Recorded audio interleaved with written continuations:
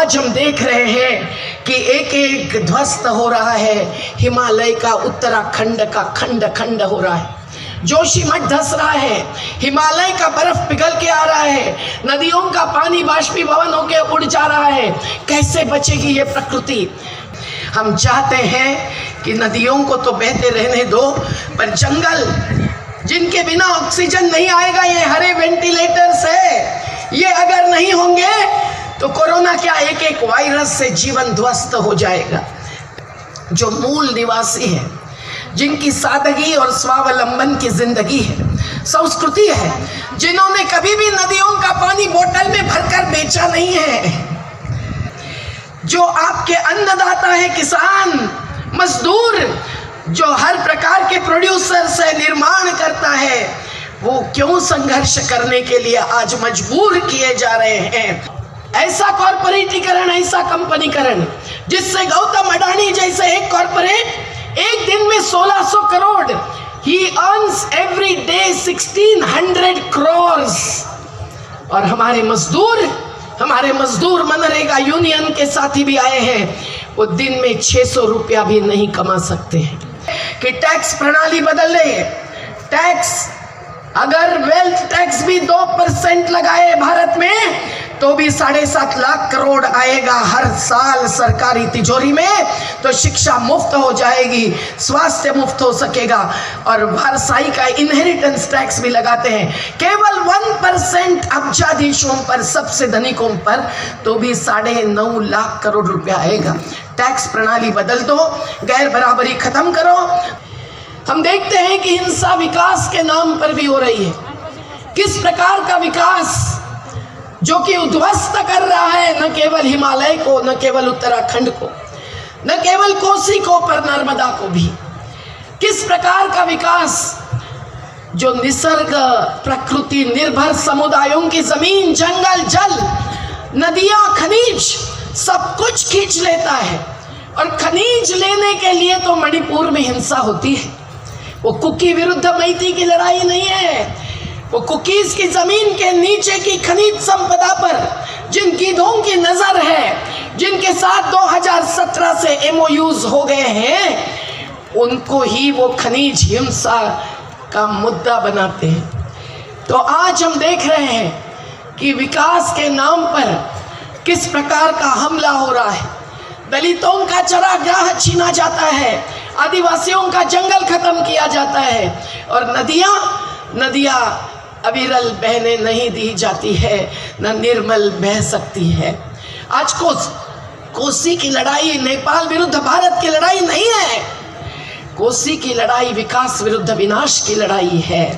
और इसीलिए हम सब लोग एकता के साथ एक एक नदी को, जंगल को, जमीन को बचाने के अगर बात सोचते हैं तो कितने सारे क्लाइमेट जस्टिस, जलवायु परिवर्तन के सामने न्याय के प्रति कटिबद्ध लोगों के सेमिनार्स और चर्चा संगोष्ठियां कल से चालू होने वाली है।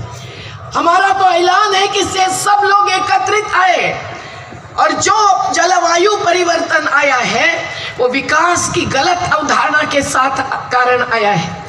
टेक्नोलॉजी, तकनीक जरूरी है, पर तकनीक किसमें नहीं होती है। भोजन खिलाने वाले भी महिला तकनीक का इस्तेमाल करती है। जो आपके अन्नदाता है, किसान मजदूर, जो हर प्रकार के प्रोड्यूसर से निर्माण करता है, वो क्यों संघर्ष करने के लिए आज मजबूर किए जा रहे हैं? ये सोचिए। ये तकनीक की चॉइस, टेक्नोलॉजिकल चॉइस अगर आर्टिफिशियल इंटेलिजेंस की तरफ जा रही है तो ये हिंसक और हिंसक ही होने वाली है, और आज भी है। और इसीलिए हम लोगों को विकास की अवधारणा को बदलना है। तो हम लोगों को विकेंद्रीकरण, लोकसभा में नहीं, ग्राम सभा में विकास का नियोजन, यही हमारा नारा नहीं, संकल्प होना जरूरी है। हम अगर जल का नियोजन करना चाहते हैं तो कोसी हो कि नर्मदा हो, बड़े बड़े बांध बनाना, तटबंध उनसे नदी को बांध देना, और फिर तटबंध टूटने से कुसहा त्रासदी से लाखों लोगों का ध्वस्त होना, ये हम नहीं चाहते हैं। हम चाहते हैं कि नदियों को तो बहते रहने दो, पर जंगल जिनके बिना ऑक्सीजन नहीं आएगा, ये हरे वेंटिलेटर्स है, ये अगर नहीं होंगे तो कोरोना क्या एक एक वायरस से जीवन ध्वस्त हो जाएगा। लेकिन आज हम बिल गेट्स फाउंडेशन से नहीं चाहते हैं कि कोरोना के बारे में आप बोले और आप कोरोना से उपाय सुझाए। वो तो 42,000 एकड़ के अमेरिकन जमींदार हैं। हम वर्ल्ड बैंक और IMF G20 फोरम पर आए हुए सभी बाइलैटरल द्विराष्ट्रीय संस्था और साहूकार इनसे कुछ सलाह नहीं चाहते हैं। ये हमारे मेंटर्स नहीं है। इनसे अधिक पूंजी लेकर हम क्लाइमेट चेंज से जीवन बचा नहीं सकते हैं। हमको देखना चाहिए आदिवासियों की तरफ, जो मूल निवासी हैं, जिनकी सादगी और स्वावलंबन की जिंदगी है, संस्कृति है, जिन्होंने कभी भी नदियों का पानी बोतल में भरकर बेचा नहीं है, जिन्होंने मछली भी मारी है तो भी पीढ़ियों तक जीवित रखी है। आज समुंदर किनारे के मछुआरे हो कि नदी के किनारे के, हमारे पशुपालक कैटल ग्रेजर्स हो कि फार्मर्स, सभी के साथ जो अन्याय हो रहा है वो अन्याय दूर करके उन्होंने ही जो सिखाया है, जीवन और जीवटता का एक प्रकार का संदेश दिया है, उस संदेश को ही इस विश्व सोशल फोरम से हम लोगों को समाज के गांव गली में, शहर के बस्ती बस्ती में पहुंचाना है। क्या मंजूर है सबको? क्या मंजूर है? तो आज ये फोरम तो नेपाल की सरकार ने होने दिया, हम धन्यवाद देते हैं। भारत में शायद ही होने देते। आज इस फोरम को secretary general of United Nations ने बधाई दी और समर्थन जाहिर किया, हम उनको भी सलाम करते हैं।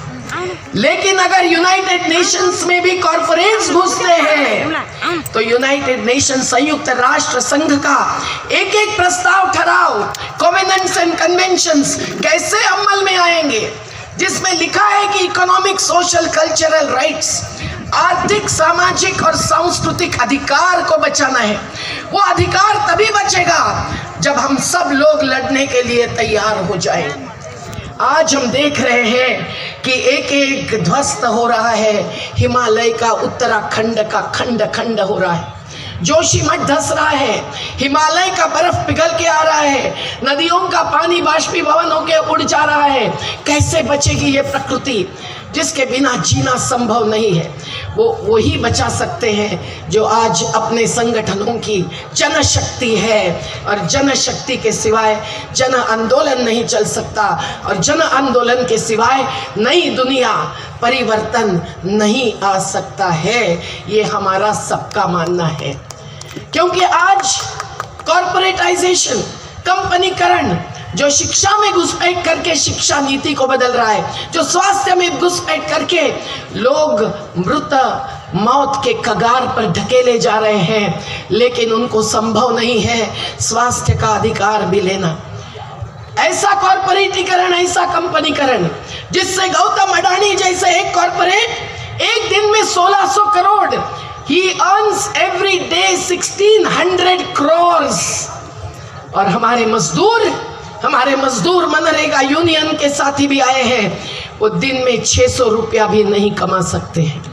इस प्रकार की बीभत्स गैर बराबरी, ये बाबा साहेब अम्बेडकर ने दिया हुआ संविधान, ये महात्मा फुले ने दिया हुआ संदेश, ये महात्मा गांधी जी का स्वराज्य का नारा सब के खिलाफ है। और इसीलिए संविधान पर हाथ रखकर भाग जाते हैं जनप्रतिनिधि।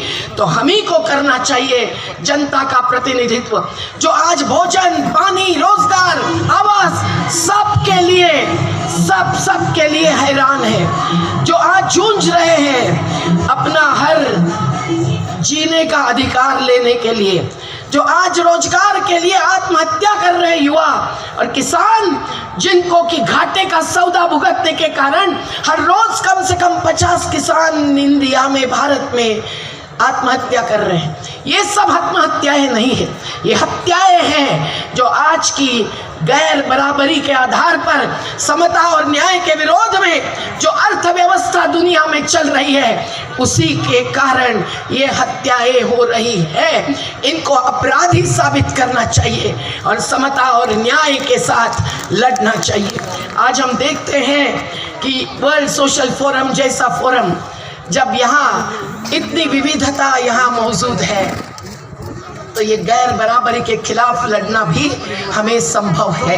ये केवल ब्यूटी नहीं है, ये बाउंटी है।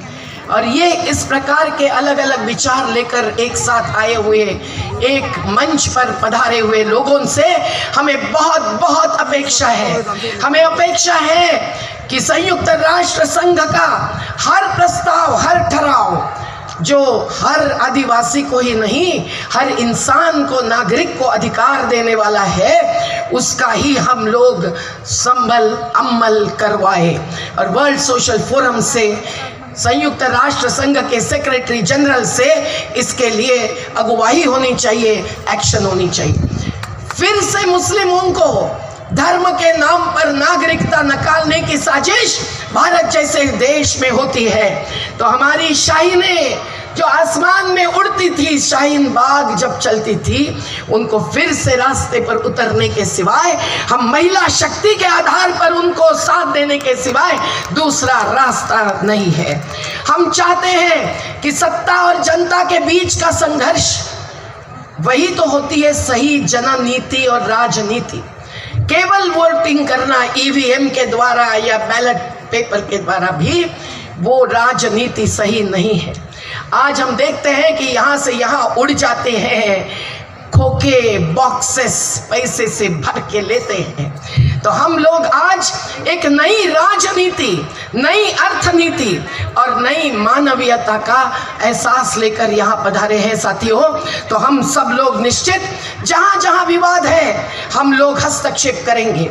अगर बॉर्डर पर नेपाल और भारत के कोई विवाद है, हम नेपाल और भारत के लोग एकत्रित आकर आज हाथ से हाथ मिलाओ, दुनिया को सुंदर बनाओ, यही कहते हुए सॉलिडारिटी रैली में चले हैं। हमको जरूरी है कि इस प्रकार का संवाद को आगे बढ़ाना और जहाँ जहाँ विवाद है उसको छुड़वाना। और ये G20 जैसे फोरम से नहीं हो सकता है। वहाँ तो पूंजी की लेन देन क्या हुई, क्या परियोजना बनी, क्या प्लानिंग हुआ, कोई जानते नहीं है। ये जनतंत्र की खिलाफत है, ये जनतांत्रिक प्रक्रिया को हैरान कर रहे हैं। आज भारत जैसे देश में संसद से बाहर करते हैं सांसदों को और फिर कानून बदलते हैं। ये वर्ल्ड बैंक से लेकर जो पूंजीवादी है, जो इंडियन मल्टीनेशनल्स भी है और ग्लोबल मल्टीनेशनल्स भी है, जो ग्लोबल कैपिटल फ्लो यहाँ लाते हैं, वो ऐसा प्रभाव दबाव डालकर कानून बदलते हैं कि अब जंगल, फॉरेस्ट किसी को भी दे सकते हैं, लोगों को, आदिवासियों को भी पूछने की जरूरत नहीं है। जो किसान विरोधी कानून लाते हैं, तो हमारा किसान आंदोलन नरेंद्र दामोदर दास मोदी जी जैसे प्राइम मिनिस्टर को झुकाता है, 3 कानून वापस करवाता है। पर श्रमिकों के कानून ये बदल देते हैं और कमजोर कानून लाकर ट्रेड यूनियन को, श्रमिक संगठनों को भी लड़ने का अवकाश खत्म करते हैं। हम ये मंजूर नहीं है। जन आंदोलन हमारा अधिकार है और हम आंदोलन जीवी है, केवल आंदोलनकारी नहीं है। और इसीलिए हम यही अपेक्षा करते हैं कि टैक्स प्रणाली बदल ले। टैक्स, अगर वेल्थ टैक्स भी 2% लगाए भारत में, तो भी 7.5 लाख करोड़ आएगा हर साल सरकारी तिजोरी में। तो शिक्षा मुफ्त हो जाएगी, स्वास्थ्य मुफ्त हो सकेगा।